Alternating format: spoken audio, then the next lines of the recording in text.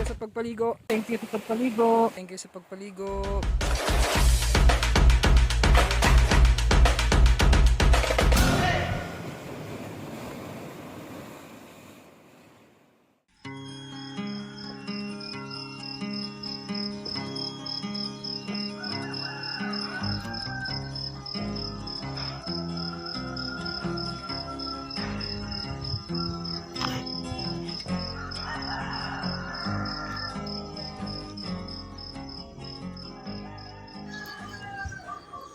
So ayun, good morning mga katribo. Bali, dito pa rin tayo kila Leo. Ngayon maaga tayo gumising kasi tinignan natin yung pag sunrise sana. Pero okay lang, hindi natin nakita yung araw kasi nga, kita nyo naman, bundok. Pero okay, ang ganda ng shoot natin kanina. Ngayon, naantay ko lang si Leo. Magkakape muna kami. Then, tingnan namin kung ano pa mga pwede natin magawa. Ngayon si Leo doon. Nagpalit ako ng camera guys kasi yung cellphone ko ay nalobat. Hindi ko na-charge kagabi. Pero parang maganda naman ko nito. Nakita niyo na pala ako dito. Dito na ako.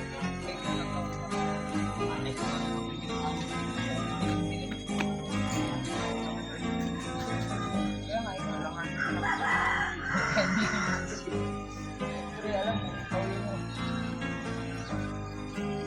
hindi kita ginapansin kasi ito ang kagaling. Pero kung dito kagaling, siguro nakita ka. So, magaling sa kabila. Dito nalalakad lang. So, malapit ka na ito kung ng pansin.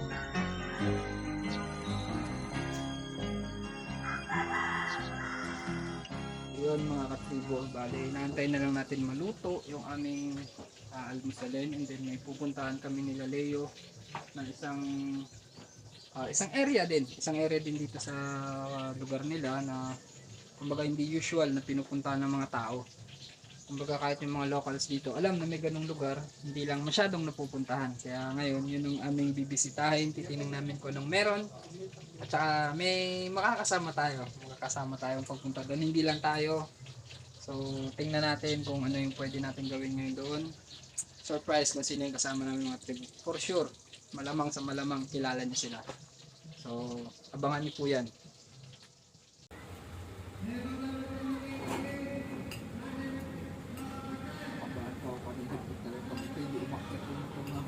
Tawag na ako kayo dito. Kung walang signal doon sa packet. Wala may signal doon. May pipe lang. Ako lang.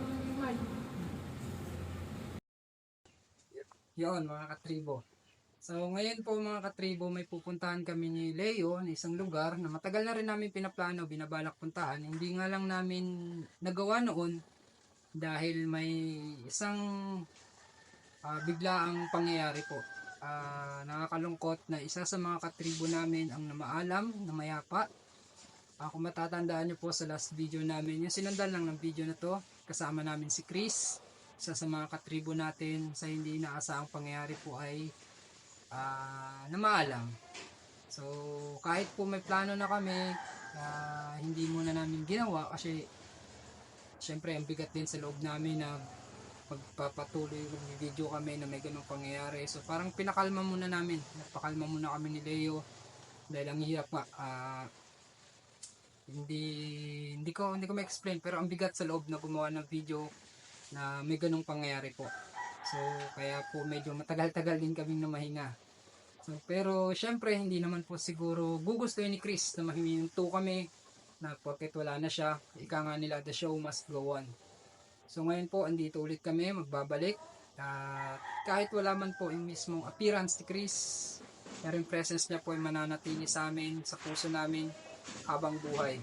Kahit saan man kami magpunta, mananatiling katribo. So tingnan po natin ngayon kung ano po yung mga pwede namin gawin at kung saan kami mapapadpad. Let's go!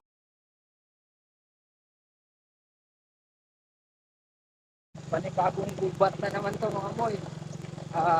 Hindi ko po alam kung familiar kayo sa lugar, pero nahiya kami pumasok. Mamaya na patay muna tayo ng video.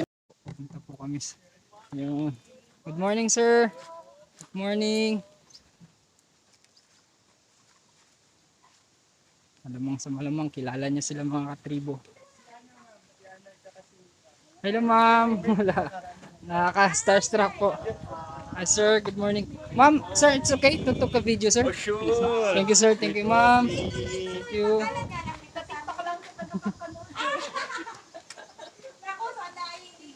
Si ma'am. Ayan po. Nakaka-starstruck po. Ayun. Dan, ano yung nag-alok? Hmm. Dan, may pangalan yung isa. Oo, kalimutan ko. Si Simba. Parang lalamigin tayo pag galiko. Kaya nga po Ayun. Ayun. Ginawa lang nila yung putik. Sabi Punta ko, na to. mamumuti naman na sa mga sira. Sige po. Bibit. Opo ma'am, thank you po. Tapos na po. Hindi mo pala napupuntahan ni Kuya Leo? Hanggang doon lang kami ma'am sa ano? Sa Ambo. Lang talaga? Oo. Taga. Taga rito siya, hindi na napupunta. Ito, yung mga pinyang tinatanim ni Sir. Yan, mga panapanood niya sa TikTok. Ito yon. Tinawag siyang pineapple man. Then ito yung nilutuan nila ng karne. Ha? Yung karne nilutuan nila. Stig dyan, putik lang. Putik lang, di ba? Nag-DIY lang. Volleyball court na pinaglalaroan nila malimit. Na Sir Belen. Yan. Ito malimit na makita to sa TikTok. Yan yung court na yun. Yan mga katribo. Yan yung bahay nila Ma'am Nesel at Sir Belen. Yung mga content creator din sa TikTok. So ngayon sila yung kasama natin. Sinasabi kong mga kasama natin pumunta doon. Sa sinasabi ni Leo na Ilog Falls ba yun? Ilog Falls. Pero parang nahiya ako, bigla ako nahiya. Nagpa-vlog din kayo na? Opo madam, practice lang po. Saan? Facebook or ano? YouTube po madam. Vlogger pala ang mga friend naman ni Kuya Leo. Ma'am, bago pa lang. Bago pa lang po kami. Lang ah. Mga 32 minutes pa lang yung video namin. No? Pero bago pa lang, as in bago. Mas natutuwa akong maglakad by the rocks kung okay lang sa inyo. Yung sa river lang yung follow natin. Opo.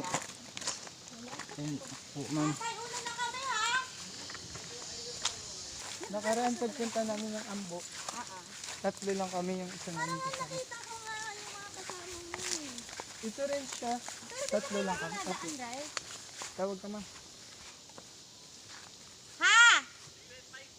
Yeah. Lang doon, Nay. Sabi ko, marami nga kami prutas. Gusto kong dalan si Debbie. Sabi ko, ay Naya nga, wala nga kasi siya. Pero andyan na po ata siya ngayon ma'am, kasama na nila. Si Adi? Opo. No, nasa Quezon pa rin siya. Nasa Quezon pa rin? Oo, baka yung mga videos kasi nila. Past video Oo, siguro. from the Okay. past. Baka yung post ni ano. Yung post niya nakaraan tagpuri rin. Nakaraan pa yun. Yes. Kasi may na yung tubig. Oo. Totoo. Tsaka mababaw na. Sir Belen is already here. Very fast. Bigla na lang nag-a-appear. So, you have my phone? Ikaw na magdala yung contact. Yan, kasama na natin si Sir Belen at si Ma'am Nesel. Ang bilis maglakad ni Sir Belen. Nauna pa kami dyan, kahit mga ilang minutes. Pinasok namin mo. Ayun mga katribo, nakita niyo yung view kanina. Super ganda. Nandun na sila, nauna na. Naminto kasi ako, may binidyo ako saglit. So pero, yun, thank you natin. Ang layo na naman nakaraan. Pero anyway, sabi ni Ma'am Nesel is maganda daw talaga yung area. Tingnan natin kasi kahit si Leo, even si Leo, hindi pa nakakapunta doon. So titingnan namin kung anong meron doon. View. Parang bahay yata ang tatay nito. The view. See. Sa may sa may tulay. Hangin na humahaplo sa aking mga balat, Kita niyo yung view na yan. ay nagmumula sa iyo. Mula sa berdeng mga puno at asul na dagat, kay sarap pagmasdan ang kagandahan mo. Mula kanluran hanggang silangan, ang sinag ng araw ang iyong korona, kataas-taasang kamahalan, kalikasan. Dadalhin tayo ni Ma'am Nesel punta kami sa Belem doon sa pang waterfall sa taas lang na part. So iniwan namin mga tsinelas namin kasi we will pass through big rocks. Yan, para isuwas slip na rin sa aming mga Hindi ko alam kung bakit hindi nagagawa yun. Siguro dahil sa yan. Grabe ng pawis ko. Mas matindi pa pala ito pero sila po kaluwat ito. Ngayon nakakit tayo doon. Medyo taas na part. Doon na sila. Challenging. Pero goods naman. Look at that, man. No. Wow. Wow. Sige, let's see. Ano pang meron dito?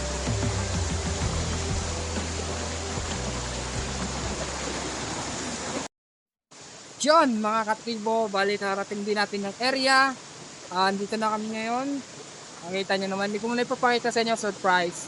Pero kung napanood nyo, kung nanood yung nakaraang video namin, yung falls na pinuntahan namin, kasama pa si Chris, maganda, di ba? Etong area naman na to ngayon ay parang, kumbaga second floor, upper part siya nung waterfalls na yon na super din ang ganda, sulit din ang punta, kahit na medyo challenging, nakita nyo naman, puro rock. At hindi na nga nakapagpigil yung mga kasama natin, si Ana, si Leo, at syempre si Sir Belem at si Ma'am Nesel. Doon na, nagsipag-dive kagad. So, tingnan nyo po mga katibo. Yung saan yung lugar? Diba? Parang swimming pool. Ayoko magturo. Swimming pool. Tapos yun, waterfalls. Lapitan natin. Lakanluran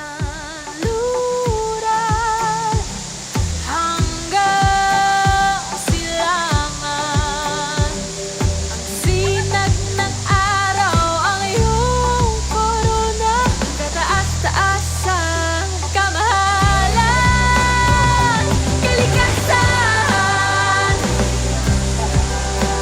Liwanag ang bumubuhay at gumagabay sa kalikasan. Marilat ang iyong kulay na nagbibigay buhay.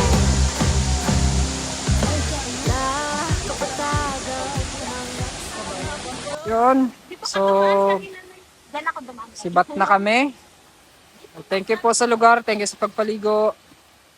Thank you po Sir Belem and Ma'am Nesel. Sir Belem, thank you for bringing us here. Yeah. Yun. Mga katribo, pauwi na kami. Yung si Sir Belem sa likod. Picture. Si Ana, si Leo. Palabas na kami ngayon. Balik na kami doon sa baba. Kila Leo ulit. And then next visit natin, akitin natin yung doon. Doon sa mas mataas na part doon. Gaya si Sir Belem. Balik daw kami next Monday. And then akitin daw namin 2 hours na walking daw yun. So, tatawid-tawid tayo sa ilog. Yon, dito na ulit kami sa bahay nila Ma'am Nesel. So, medyo mas napabilis yung lakad namin ngayon. Dito na kami ulit sa kanila. Ayan, pasa nila. Oh. Ganda ng place nila. Presko. Ang bahay, alang galiwalas. See, look at the view.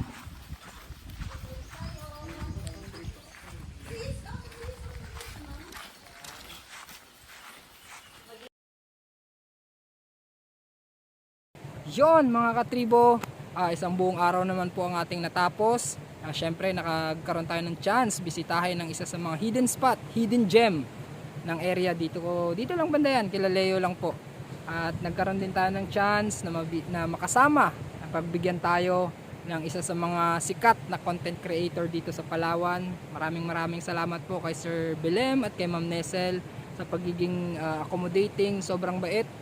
At sana maulit pa, magkaroon pa tayo ng isa pang chance or isa pang pagkakataon na makasama ulit sila sa ibang area naman, sa ibang spot naman.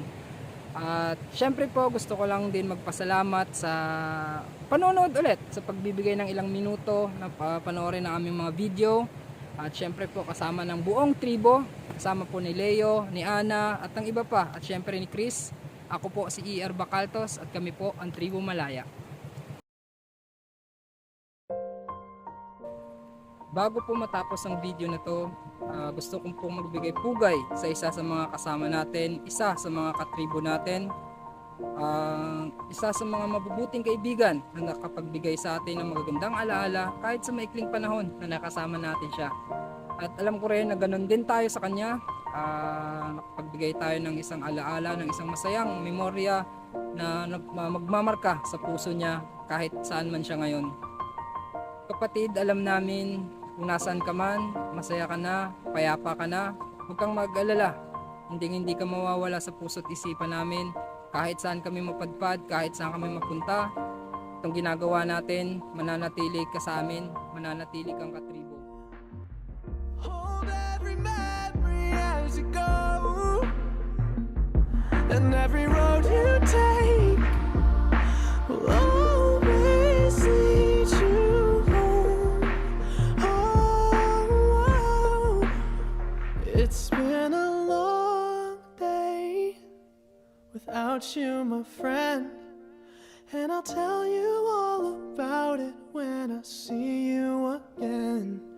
We've come a long way from where we began.